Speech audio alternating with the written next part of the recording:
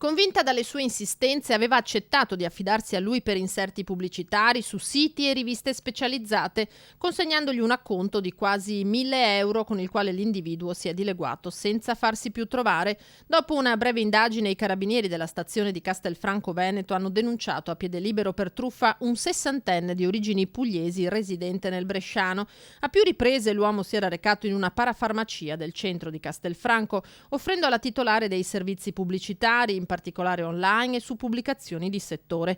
Dell'acquisto e della cura degli spazi si sarebbe occupato lui, ma avuti i soldi è sparito. Mettendo insieme i filmati delle telecamere di videosorveglianza, le testimonianze e altri dati, i militari sono arrivati al truffatore seriale, non nuovo a raggiri di questo genere. Il sospetto è che anche altri commercianti castellani siano stati truffati allo stesso modo. In quel caso i carabinieri invitano le vittime a farsi avanti e denunciare il soggetto.